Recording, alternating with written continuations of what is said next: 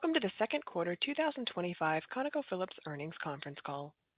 My name is Liz, and I will be your operator for today's call. At this time, all participants are in a listen-only mode. Later, we will conduct a question-and-answer session. During the question-and-answer session, if you have a question, please press star 11 on your touch-tone phone. I will now turn the call over to Guy Baber, Vice President, Investor Relations. Sir, you may begin. Thank you, Liz, and welcome everyone to our second quarter 2025 earnings conference call. On the call today are several members of the ConocoPhillips leadership team, including Ryan Lance, Chairman and CEO, Andy O'Brien, Chief Financial Officer and Executive Vice President of Strategy and Commercial, Nick Olds, Executive Vice President of Lower 48 and Global HSE, and Kirk Johnson, Executive Vice President of Global Operations and Technical Functions. Ryan and Andy will kick off the call with opening remarks, after which the team will be available for your questions. For Q&A, we will be taking one question per caller. A few quick reminders today. First, along with the release, we published supplemental financial materials and a slide presentation, which you can now find on the Investor Relations website. Also, during this call, we will make forward-looking statements based on current expectations. Actual results may differ due to factors noted in today's release and in our periodic SEC filings. We will make reference to some non-GAAP financial measures. Reconciliations to the nearest corresponding GAAP measure can be found in today's release and on our website. With that, I'll turn the call over to Ryan. Thanks, Guy, and thank you to everyone for joining our second quarter 2025 earnings conference call. Starting with results and outlook, we delivered another strong execution quarter, once again exceeding the top end of our production guidance range. We reiterated the midpoint of our full-year production guidance, even with the announced agreement to sell our Anadarko Basin asset for $1.3 billion. And our capital spending and operating cost guidance ranges, both of which we lowered last quarter, remain unchanged. On return of capital, we may remain on track to distribute about 45% of our full-year CFO to shareholders this year. That's consistent with our prior guidance and our long-term track record. The bottom line, we're operating well, we're delivering on our plan, and we're well positioned for a strong second half of the year, with clear free cash flow tailwinds, including lower capital spending. Turning to the Marathon Oil acquisition, I'm pleased to announce that the asset integration is now complete and that we've significantly outperformed our acquisition case. We added more high-quality, low-cost supply resource, we're achieving more synergies, we're delivering a more efficient Lower 48 development program, and we've already announced more asset sales than we guided at the time of the transaction announcement. While these are all significant achievements, we're not stopping there. Given our integration success, which builds upon other successful transactions, as well as our recent implementation of a new company-wide enterprise resource system, we continue to drive for improvement across every level of the organization. As part of this effort, we've identified more than $1 billion of additional cost reduction and margin enhancement opportunities. Now, to be clear, that's on top of the more than $1 billion of Marathon synergies we've already expected to realize. Additionally, now that we've exceeded our $2 billion asset sales objective ahead of schedule, we're raising our total disposition target to $5 billion. Collectively, these initiatives will strengthen our ability to generate strong returns on and of capital through the cycles and enhance our long-term value proposition. And that's a value proposition that's already differentiated, not only relative to our sector, but relative to the broader S&P 500 as well. We believe we have the highest quality asset base in our peer space. Our global portfolio is deep, durable, and diverse, and we're recognized as having the most advantaged U.S. inventory position in the sector. We believe this advantage will become increasingly apparent as the U.S. shale industry continues to mature, and investors are forced to more clearly sort through what we call the inventory haves and have-nots. We are a clear leader in the U.S. inventory haves. In addition, we're uniquely investing in our high-quality portfolio, specifically in our longer cycle projects in LNG and Alaska, to deliver strong returns and a compelling multi-year free cash flow growth profile. Assuming a $70 per barrel WTI price environment, we expect the major projects we're currently progressing, in combination with the additional cost and margin enhancements we just announced, to drive a $7 billion free cash flow inflection by 2029. That would almost double the consensus free cash flow expectation for the entire company this year. Now, with that, let me turn the call over to Andy to cover our second quarter performance, 2025 guidance, and strategic objectives in more detail. Thanks, Ryan.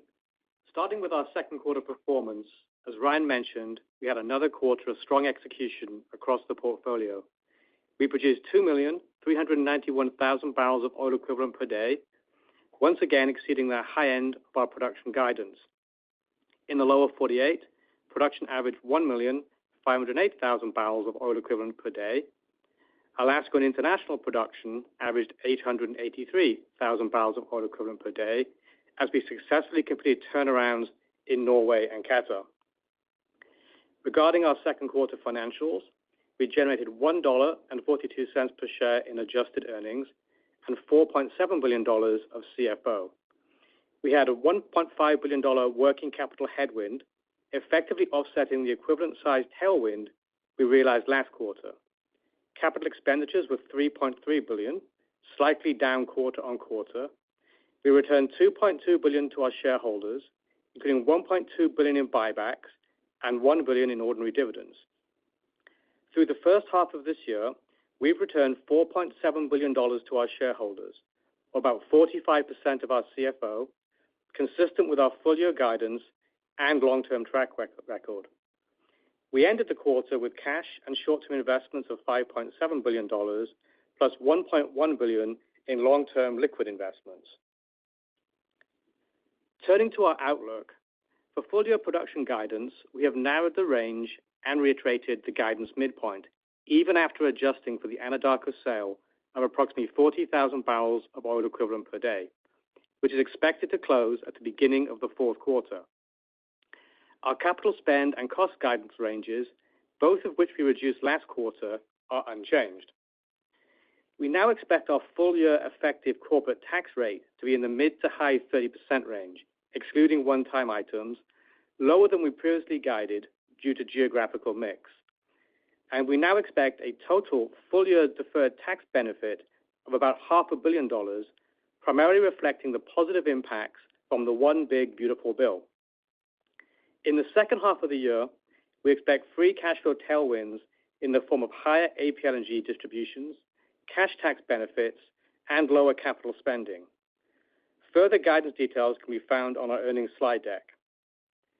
Turning now to our strategic updates, as Ryan noted, we have completed the Marathon asset integration and are realizing comprehensive outperformance against our acquisition case. We're delivering everything we said and much more.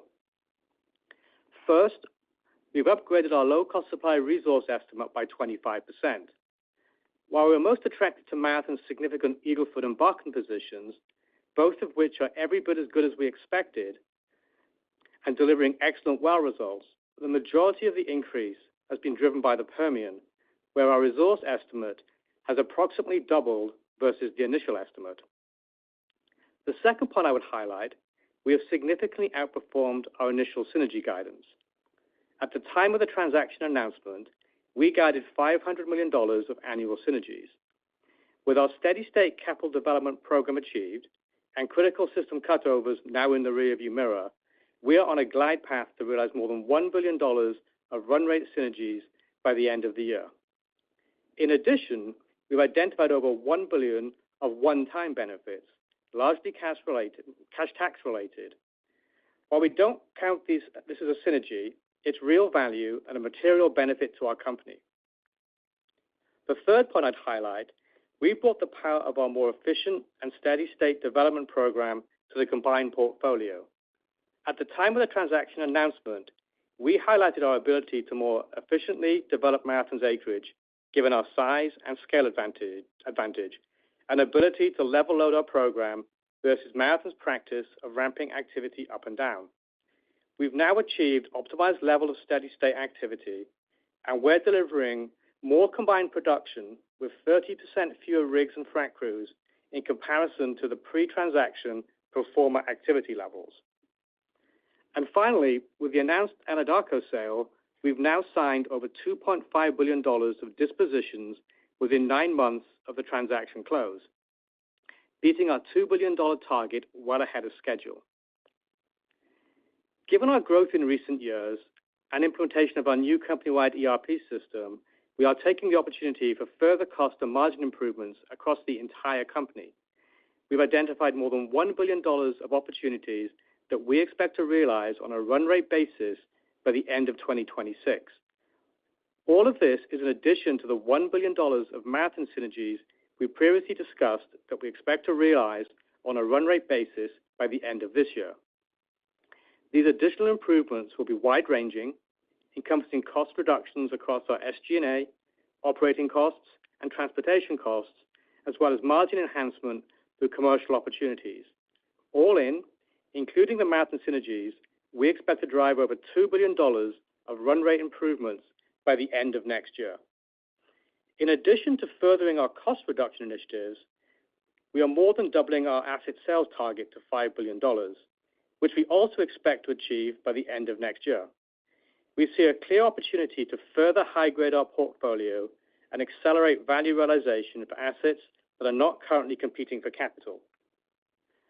So to wrap up, we continue to execute well, operationally, financially, and across our strategic initiatives. We are well positioned for the second half of the year with clear free cash flow tailwinds, and we continue to find ways to enhance our differentiated long-term investment thesis.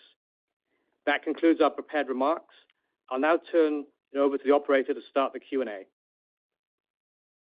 Thank you. We will now begin the question and answer session. In the interest of time, we ask that you limit yourself to one question. If you have a question, please press star 11 on your touchtone phone. If you wish to be removed from the queue, please press star 11 again. If you're using a speakerphone, you may need to pick up the handset first before pressing the numbers. Once again, if you have a question, please press star 11 on your touchtone phone. Our first question comes from Neil Mehta with Goldman Sachs. Good morning, good afternoon, Ryan, Andy, team. Really appreciate the incremental disclosure and love the slide 7. And so, Ryan, maybe we could start there, which is, if you look at street numbers at around $60 to $70 WTI, you're generating close to $8 billion of free cash flow this year. So if you add 6 to 7, you're kind of closer to 14, which implies by 29 a 12% free cash flow yield. So first, wanted to just check the math on and make sure that we're not missing any pieces around it. And then to the extent that is the right framework, which is a great prize in a couple of years, the pushback might be you got to wait for it. And so, Ryan, maybe your perspective on, hey, as with every year you de-risk towards that free cash flow number as the capital intensity improves. So you don't necessarily have to wait to 2029, would be a theory. But it would be just your perspective on all that. Yeah, thanks, Neil. No, go to the head of the class. Your math is pretty good. Look, yeah, we're working pretty hard. As you mentioned, the numbers fit exactly where we're thinking about in that $60 to $70 range. We'll add about $7 billion of free cash flow between now and 2029. I mean, you don't have to wait till 2029. Some of that's coming through about a third or so is coming through the LNG channel, and there's going to be consistent startups starting next year with Qatar, one of the trains in Qatar, 27 with Port Arthur, 28 with another train in Qatar, and then 29 with Willow. So all of that's coming. Everything's on track. And you're right, it nearly doubles our current consensus free cash flow that I said in my opening remarks. And I think this is a trajectory and things that are coming that are unique in the business. There's no other E&P that I think can match, what's coming for us, including the integrated majors. So I think we're unique in this space. We've been leaning in and making these investments that are very competitive in the portfolio, low cost of supply opportunities for the company that are going to, contribute to our growth and development for decades to come. And I would say too that it does not include, the inventory advantage we currently have in the lower 48, a very deep and tier one inventory that we have, and where we're constructive in the macro going long term. And if the call for shale production starts to come up because, where's the supply coming to meet the growing demand that we believe is going to be there, this doesn't even include what we could do to lean into our lower 48 a little bit more. We haven't because the call hasn't been there to date, so we're growing at a bit more modest rate, but we're taking advantage of the integration. We're taking advantage of the synergies. I remind people we haven't added a rig in 3-4 years. So we're just continuing to grow our lower 48 just through the efficiency in the channel. So none of that even includes what we could do pending what the call is for unconventional production going forward. So no, your math's good, Neil. We're excited about the opportunities for the company. Our next question comes from Arun Jayaram with J.P. Morgan. Your line is now open. Yeah, good morning, good afternoon, team. Ryan, I was wondering if you could unpack the $1 billion cost reduction and margin optimization plan, which looks to be a new wrinkle in the update. You mentioned the ERP system integration. I was wondering if you could talk about what are some of the drivers of the $1 billion, and are you doing anything at the organizational level to re-engineer kind of your operating structure?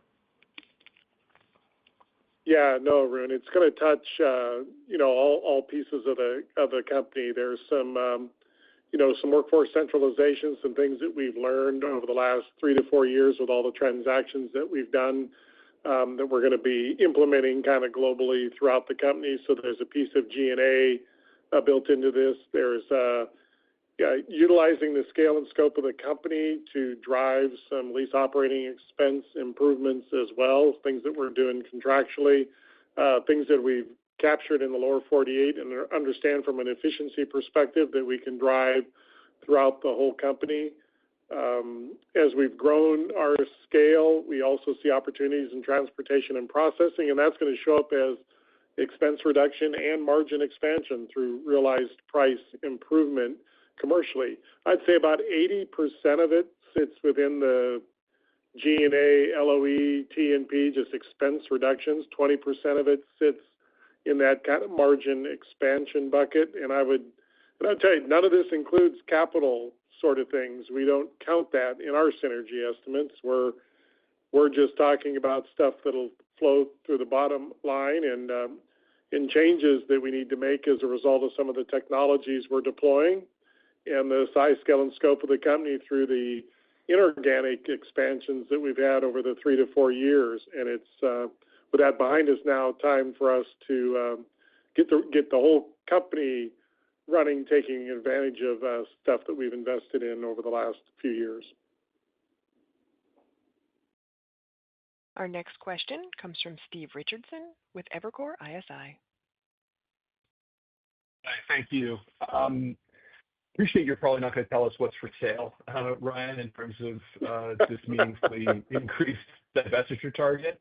But, perhaps you can give us some perspectives on the acquisition market from the sell side, and maybe just talk about the types of assets. And I'm sure you're intently focused on cost of supply in terms of the high grading, but maybe you could talk just sort of asset types and that process and the confidence on that higher target.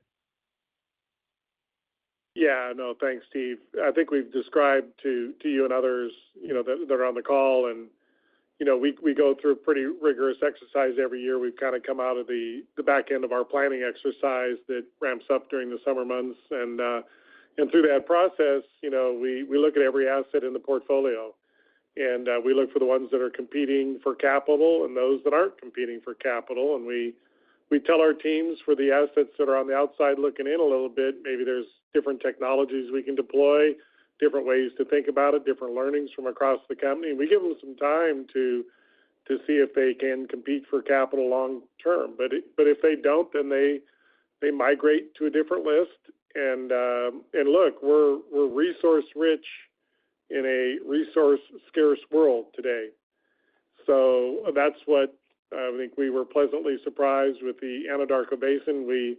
There's an example that wasn't going to compete for capital in the portfolio. We're getting plenty of North American natural gas production from our assets in North America, and it just wasn't going to compete for capital as we integrated that asset into the company, and we were pretty pleased with the price that we got. So as we scrub the portfolio and think about it, going forward with the remainder of this year and through 2026, we just felt like we see the assets that are out there and that aren't competing for capital, and we think it's going to be a reasonable market to be selling into, which is what gave us confidence to increase the target to $5 billion.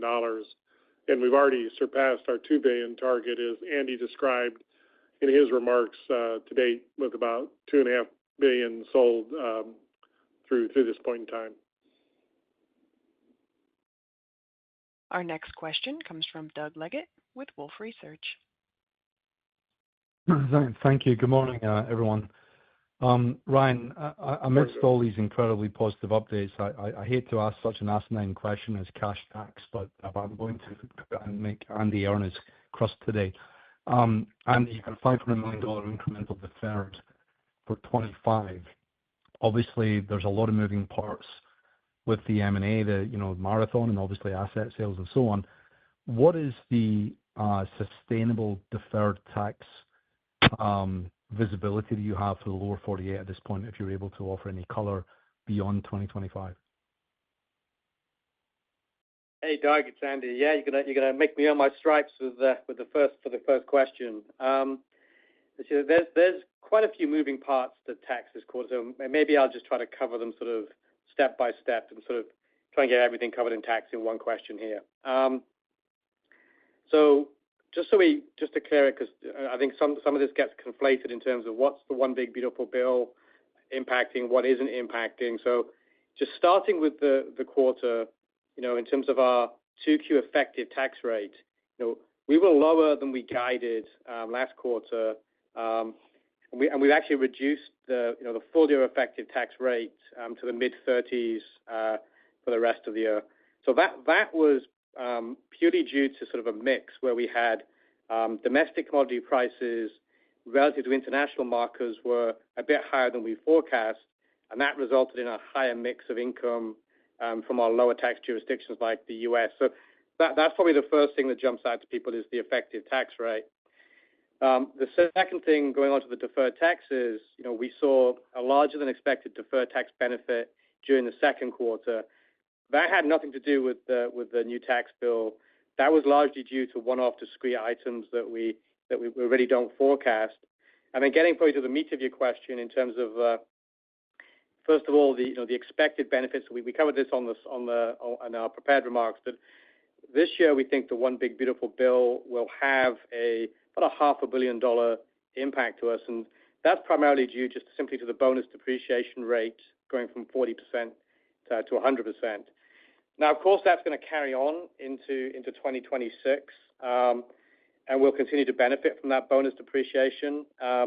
But specifically to get into numbers at this point, it's a little bit too early, and I think you helped answer the question for me in terms of why. We've got to land exactly where the CapEx is, what's happening with, which assets are being disposed of. But, what we do know is that it's going to be a tailwind for us for next year. Our next question comes from Lloyd Byrne with Jefferies. Hey, Ryan, Andy, how are you guys? I think that 30% fewer rigs and frac crews actually equates to almost 100% of what Marathon is running at the time of the deal. Is very impressive. But I guess I'll ask my question about the LNG and kind of the downstream strategy and just kind of what you're expecting from regasification and sales deals going forward, and then how do we expect that to contribute over the next few years? Yeah, I'll maybe start, let Andy jump in on the LNG side, but yeah, you You snuck in 2 for 1 there. Good job, Doug. Lloyd. You're good there. Look, yeah, I think we're pretty impressed with what Nick and his team have done with the integration in Marathon. But you're right, we've effectively eliminated their 10-rig program and not only delivered the pro forma production between the 2 companies, but growing the production as well. So I think Nick's team's really hitting on all the cylinders, and we're really pleased with the success we've had and the aggressive way that they've tackled that program as well. I can let Andy talk a little bit about the LNG side. Sure. I think on the LNG side, you were probably specifically referring to some of the stuff that we've announced this quarter, where we've added another 1.5 MTPA of regas capacity at Dunkirk in France, and we also executed an SPA with an Asian buyer.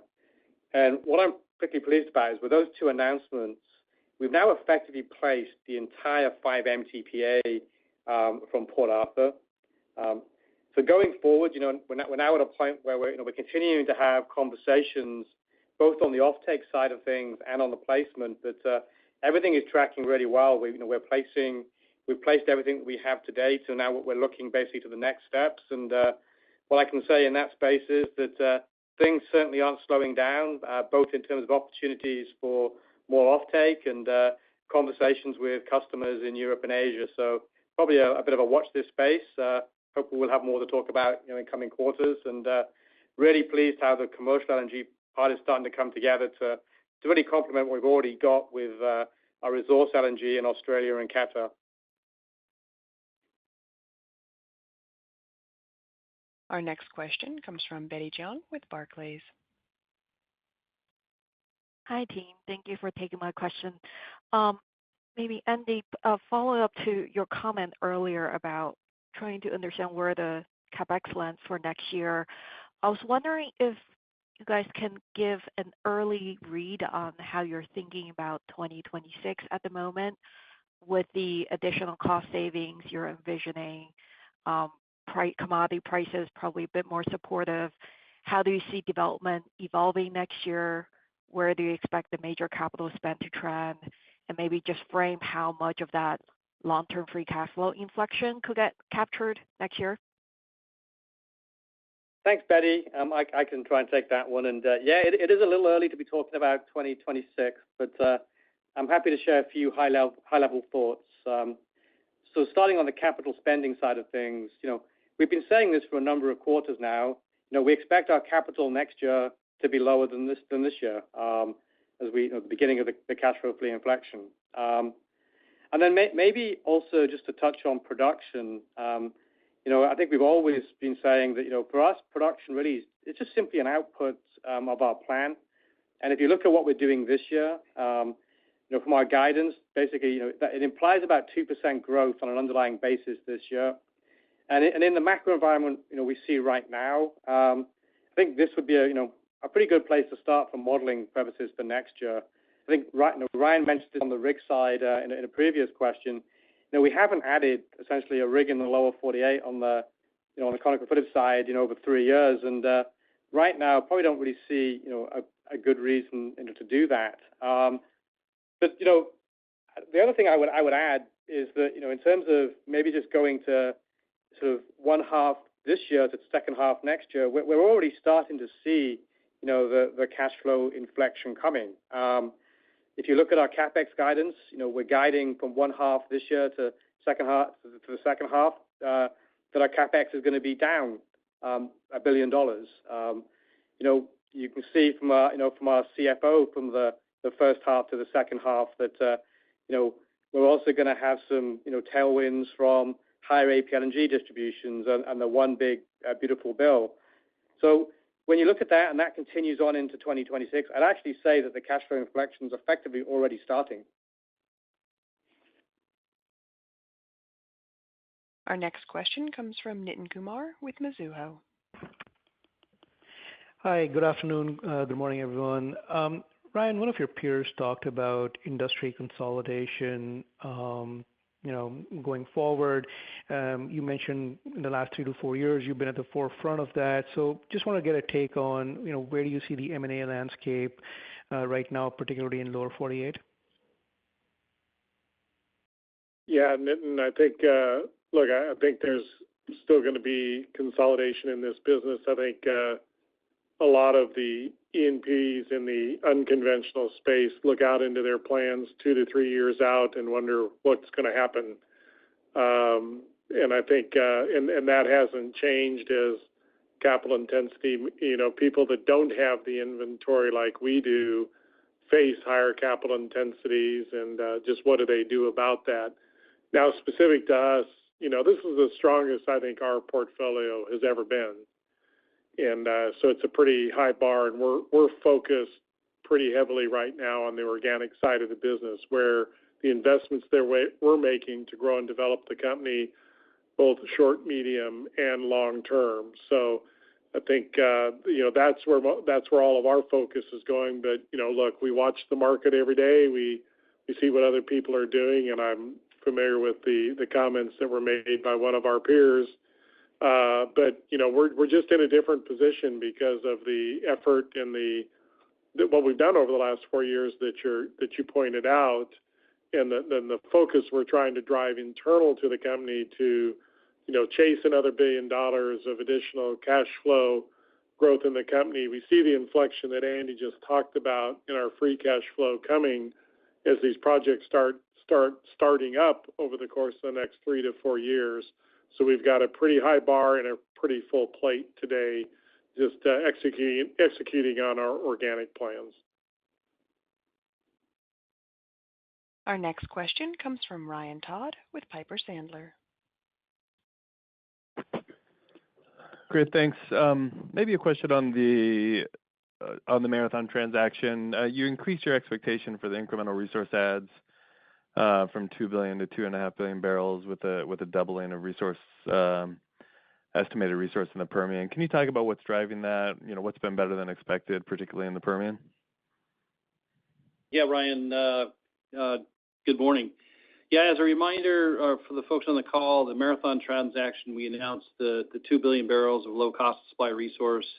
Now we've got 8 months under the Marathon hood to further assess the inventory and the development strategy across all the assets. As Andy mentioned, after completing the integration, we've got a 25% increase, so that's the 2.5 billion.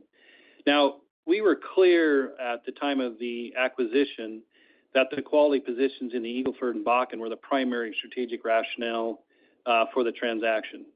And we're seeing on aggregate the performance in those two basins have been in line to even better than we expected, with very strong well productivity versus the acquisition case. Now, the upside identified, as Andy mentioned, is primarily in the Delaware Basin, where we've approximately doubled our low-cost supply resource estimate, with some additional resource in the Bakken as well. Now, in the Permian, this is largely driven by a greater contribution of both primary and secondary intervals across the play. For example, we got inventory across Wolfcamp A and C, Bone Springs, and Woodford formations, which are very competitive cost of supply. And Ryan, that's through really reassessing the inventory and applying our development strategy, including spacing and stacking. In fact, we're drilling some Wolfcamp A and C wells, as well as some Woodford wells right now, and seeing really promising results in line or even better than the type curves. In addition to the inventory I just described, we're also seeing opportunities to trade acreage to core up positions, adding more longer laterals, which improves the cost of supply. If you go from a 1 to a 3 mile lateral, we see that 30 to 40% improvement. So I just got the hats off to the team as we get under the hood. They're excited. There's more opportunities in there. So getting ready and enthused to execute upon it. Our next question comes from Scott Hanold with RBC Capital Markets. Yeah, thanks. Ryan, it'd be good to hear your view of what you're seeing on the oil macro front. Obviously, if we, wind the clock back last quarter, there's a lot of uncertainty. Oil price obviously has firmed up. I know you all do a lot of work, but I'd be interested in your thoughts on what you're seeing right now and how that could shape your plans into 26. Yeah, thanks, Scott. I think I described it as choppy this morning on CNBC, I think. And that's kind of our, I'd say, short to near-term view of the macro. Look, the OPEC Plus group's added they've unwound all the 2.2 million barrels a day of cuts, and then they added 300,000 more allocation to the UAE, bring that to 2.5. Our internal view is about 800,000 of that is already in the market. So of that 2.5, you take 800,000 off top. So there's about 1.7 million barrel a day true incremental production, but that hasn't shown up in exports either because of the power burn and all the summer burn in the Middle East that's going on right now. And the demand grew in the first half a little bit more than what we would have predicted, a little bit over 1 million barrels a day. I think for the full year, we're still at about 800,000 barrels a day of demand increases coming forward. So you can see it's a bit imbalanced, more supply than the demand in the short term. But we got to remember that inventories that are 5-year lows, certainly here in the U.S., we're seeing some early indication that floating inventories might be coming up a little bit. Certainly China is filling their SPR right now to feed their teapot refineries. So there is a lot of moving pieces, as you say. So how do we think about that? We step back. We see the choppiness, although prices are hanging in about at our mid-cycle price, and they've been relatively stable in the 60s. So we see probably that continuing with probably a bit more pressure to the downside, which is why Andy talked about how we're executing our program and kind of how you should think about modeling our production as we go into 2026. And that's just, we probably see a little bit of choppiness and some, slight headwinds as we go. But we're very constructive when you start stepping back for a minute and thinking about the longer term. We see demand continuing to grow at a 1 million barrel a day incremental clip. We're at all-time highs in the demand side, and we don't think that's stopping. So we do wonder where the supply is going to come to fill that growing demand, over the next 2, 3, 4, 5 years and beyond, which was our view over the last few years, which is why we're leaning into some of the longer cycle projects. That's the oil side, and then obviously on the gas side, we're pretty bullish there. We see the LNG market growing from a 400 million ton market to over 700 million ton market within the next 5 to 10 years, which is why we wanted to lean into the LNG side of the business, and we see a lot of resource in the U.S. to support that and to underpin that strategy. So maybe that's a Reader's Digest abridged version of our view of the macro, both on the oil and the gas side. Our next question comes from Charles Meade with Johnson Rice. Good morning, Ryan, to you and your team there. And I caught your CNBC appearance. I thought that was a fine job. I wanted to ask a question on Willow. If you could perhaps give us a bit of a preview for what, when you do get back to work there, on the ground in the winter season, what does this next winter season hold as far as key milestones and work streams, and just an overview? Yeah, I can let Kirk take that, Charles. I would say we haven't quit working. We're pretty busy right now. I was just up there last week. We got a full team on the slope and working through the summer, and a lot of work going on in the Corpus Christi Kiewit Fab Yard too, building modules. But Kirk can jump in and give you a bit more specifics. Yeah, morning, Charles. Yeah, certainly as Ryan is mentioning, our execution here this year just continues to be really quite strong. We did wrap that winter season up. It was the largest that we had certainly in the last couple of years, and really the largest we have here planned for the project. We wrapped that up late April, early May, and so we've transitioned, as Ryan witnessed, we're transitioning to year-round construction up there on the slope. We actually have about 900 tradesmen and craftsmen up on the slope right now. And that's down from, again, what we were seeing during this peak winter season, which was closer to 2,400, if not 2,500 people up there on the slope. So it's been a pretty big transition for us here this spring. But of course, our teams are really focused now, as you're alluding to, which is our the activities we have here this summer and this fall. So with that transition, those 900 craftsmen on the slope are continuing to build out that operations center that we see lifted up here last year with those modules on location. And so there's a lot of work ongoing so that we can truly begin year-round construction there in Alaska at the Willow location. And then again, as Ryan mentioned, outside of Alaska, we're focused on completing engineering in support of these process modules that we're building here on the Gulf Coast.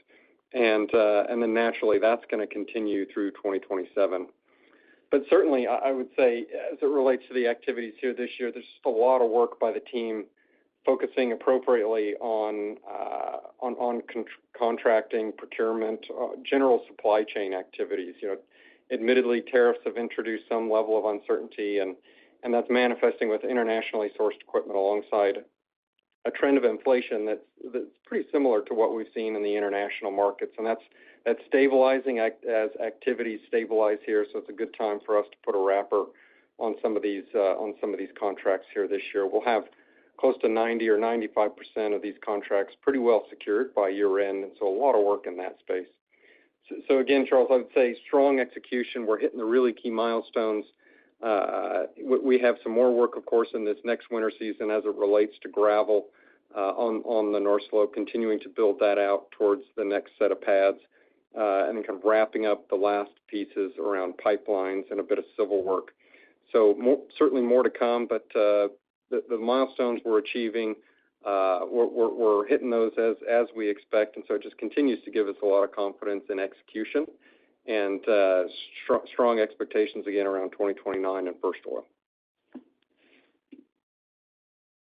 Our next question comes from Paul Cheng with Scotiabank. Thank you. Good morning, guys. Ryan, I want to ask about Eagle Ford, but before that, can I just sneak in and just clarify or confirm? Willow, the CapEx is still at $7 billion. And in terms of Eagle Ford, with the Marathon deal, they do have some really decent assets there. Can you give us an outlook where that you see Eagle Ford on the longer-term basis? I mean, I think in the past that you have a view where that Eagle Ford will get to maybe for you guys, they call it 300,000 barrels per day. Now with this better performance in the second quarter and also that much larger resource base, how should we look at Eagle Ford for your portfolio? Thank you. Yeah, thanks, Paul. I can let Nick chime in on the Eagle Ford part. I think we're seeing everything and then some based on the acquisition case we had for Marathon and some of the well results that I've seen over the last few months coming out of Eagle Ford on the Marathon acreage in particular, let alone our acreage, has given us a lot of comfort in the case, and we're seeing upside out of that as well. And I can let Nick talk a little bit about the longer term perspective we might see in the Eagle Ford. Yeah, thanks, Paul. Maybe just talk about short term here on the Eagle Ford. Obviously, as you pointed out, we had a really strong quarter related to Eagle Ford production, had really strong base production as well as new wells coming online. We actually had a little bit of lumpiness, about 10% more wells online in 2Q in Eagle Ford. So you saw that slight bump in production. I will say we're really starting to get our understanding around the Heritage Marathon component in Eagle Ford. And what we're seeing there, Paul, is the wells are performing at or above type curve. So that's really good. I also say in Eagle Ford, we're sharing best practices across Heritage Marathon, Heritage COP. And you may have heard that we had our best year ever in drilling within that asset. We had a 13% improvement in feet per day by combining best practices in drilling. So just hats off to the team there. A couple other things on near term. One of the things related to the acquisition, we're also sharing our facilities, being able to combine those two, where we can reroute production, we can shelter maintenance, and that's leading to that increased production as well. So in summary, really strong Q2.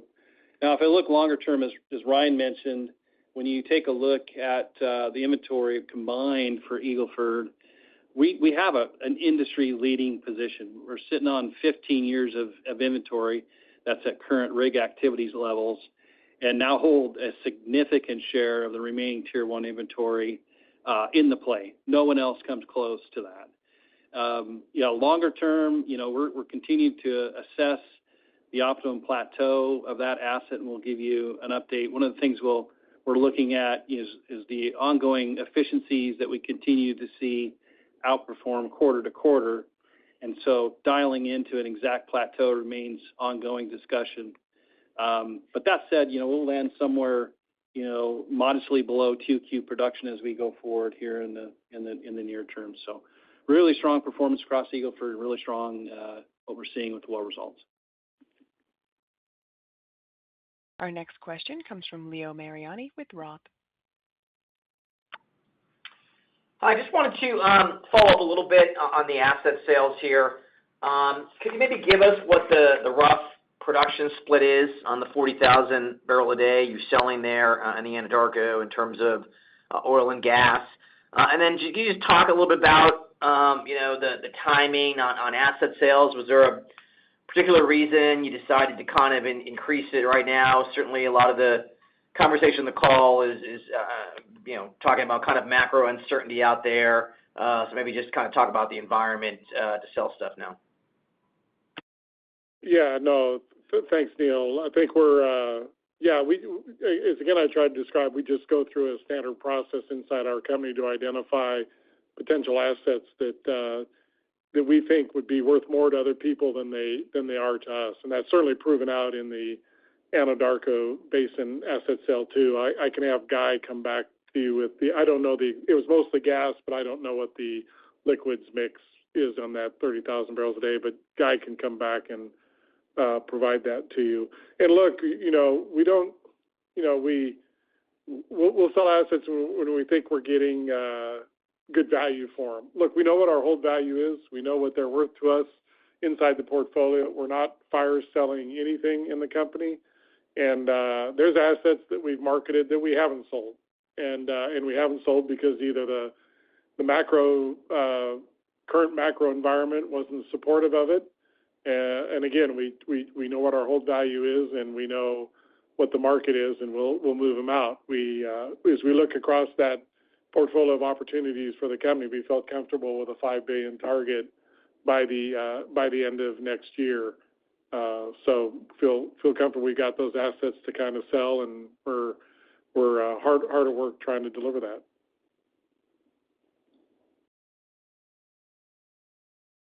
Our next question comes from Phillip Youngworth with BMO. Thanks for taking the question. I wanted to ask about return on capital. Conoco has historically been a leader here among the independents and integrated. We have seen corporate returns come down across the sector, much of which is oil price, but also M&A. So when you look at the organic $6 billion free cash inflection that you have for major project startups, I was hoping you can talk to how this improves ROCE by the end of the decade, or there be more improvement really from accelerating the lower 48 growth at the right commodity price? Yeah, Phil, look, all these projects that we're executing meet our cost supply hurdles. So it almost kind of doesn't matter where you allocate, you're going to see the growth in the ROCE. And that's what we're trying to drive inside the company. We're trying to be competitive with the S&P 500, not just competitive with our peers in this industry.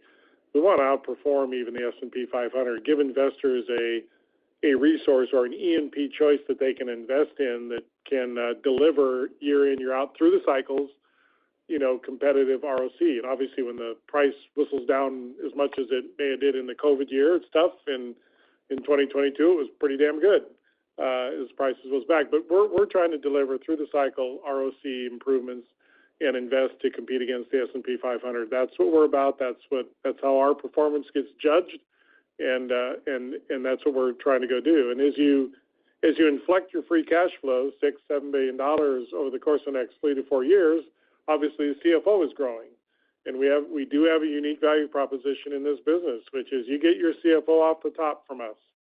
And we have a commitment of a minimum of 30% at a mid-cycle price, and When prices have exceeded that, like they have for the last number of years, we've given a lot more of that CFO back, about 45%.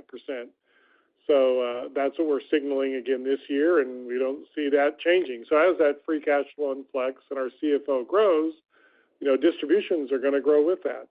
The opportunity to invest in our organic programs come with that, and strengthening the balance sheet comes with that as well. But absolutely, as our cash flow grows and free cash flow grows, distributions grow as well. And we're investing in the right things. We believe in what we're investing in. Our ROCE will grow on a mid-cycle case basis as well.